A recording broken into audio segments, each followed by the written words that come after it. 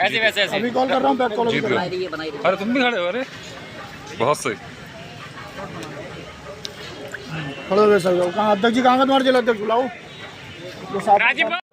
और क्या कहना चाहते हैं इस पर? देखिए, मैंने बहुजन समाज पार्टी के सिंबल से अपना पर्चा दाखिल किया है और मैंने औला लोकसभा की जनता पर भरोसा करते हुए बदलाव के नाम पे ये चुनाव लड़ रहा हूँ, क्योंकि 10 साल में औला लोकसभा का क्षेत्र बिल्कुल पिछड़ गया और जो गठबंधन के प्रत्याशी हैं वो परदेसी बाबू हैं।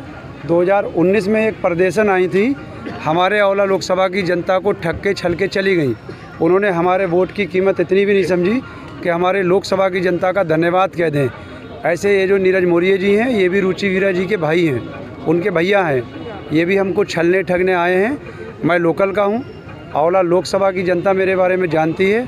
मैंने औला चेयरमैन रहते हुए और आज भी औला को विकसित किया है, औला को चमकाने का काम किया है।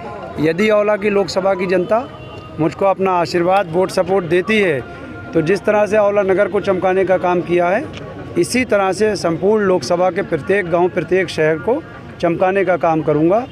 किससे टक्कर मानते हो आप? किससे टक्कर मानते हो? क्या मुद्दे रहेंगे मेन आपके? देखिए, यहाँ तो मुद्दे ही मुद्दे हैं, क्योंकि जो 10 साल के सांसद हैं उन्होंने तो किसी मुद्दे पे काम करा ही नहीं। बिना डॉक्टर के वो जाने क्या क्या करने को तैयार रहते हैं। लेकिन बाकी मेरा मुकाबला भारतीय जनता पार्टी से है। जो गठबंधन के प्रत्याशी हैं वो बाहर के हैं, उनसे औला की जनता डरी हुई है कि कहीं ये उनको ठग कर छल कर चले न जाएं।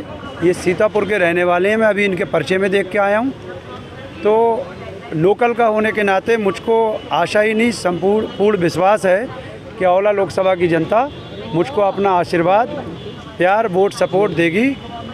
और मैं जितने भी मुद्दे हैं, जिस तरह से 10 साल के अंदर लोकसभा के अंदर युवाओं के लिए कोई भी रोज़गार का संसाधन नहीं हुआ, कोई खेल कूद का मैदान नहीं बना, कोई अस्पताल, कोई कॉलेज सरकार की तरफ से ऐसे कोई भी शिक्षा के लिए संसाधन नहीं हुए जिसमें आम और गरीब आदमी अपने बच्चों को कम खर्चे पर पढ़ा लिखा सके। लेकिन हाँ, महंगे संसाधन हुए हैं। जो भी पढ़ाई के संसाधन हैं वो पहले के मुकाबले जब से ये सरकार आई है डबल हो गई उसकी कीमत। हाल ही में आपका एक वीडियो वायरल हो रहा है जिसमें आपको नोटिस भी जारी हुआ, क्या मामला था? भाई देखिए, मैंने अपनी जनता से पूछा था कि सांसद हैं कि डॉक्टर।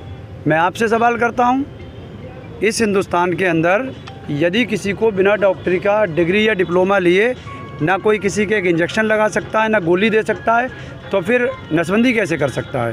तो मैंने जनता से पूछा था, मुझको ये तो पता था कि ये राजनीतिक व्यक्ति हैं, ये नहीं पता था कि डॉक्टर हैं नहीं। मैंने ये पूछा था ये सांसद हैं कि डॉक्टर। तो बाद में मुझको पता चला कि वो डॉक्टर नहीं है, सांसद हैं। हम भी अपने वकील के जरिए उनको नोटिस भिजवा देंगे। अगर वो डॉक्टर नहीं है तो फिर जो भाषा उन्होंने बोली थी जमींदारों के लिए, तो वो कैसे वो काम कर सकते हैं बिना डॉक्टर रहे? और अगर वो कर सकते हैं तो राजनीति में रह के ठाकुर मुदित प्रताप सिंह भी कर सकते हैं। मैंने अपने लिए नहीं कहा था मैं करूँगा, मैंने ये कहा था ठाकुर मुदित प्रताप सिंह को लाए हैं। लेकिन मेरी बातों को कुछ हमारे मीडिया के साथी और कुछ मेरे विरोधी राजनीतिक दल के लोग तोड़ मड़ोड़ के दूसरे ढंग से पेश करते हैं, औला लोकसभा की जनता को गुमराह करते हैं। हमने नोटिस का जवाब दे दिया है और बिल्कुल बिंदुवार जवाब दिया है। उसमें मैंने फिर ये लिखा है, मैंने एक चिप भी दी है, अखबार भी दिया है, जिसमें उन्होंने महोदय ने जो बातें कही थी मैंने उन्हीं बातों को दोहराया है, मेरा कोई बयान नहीं था।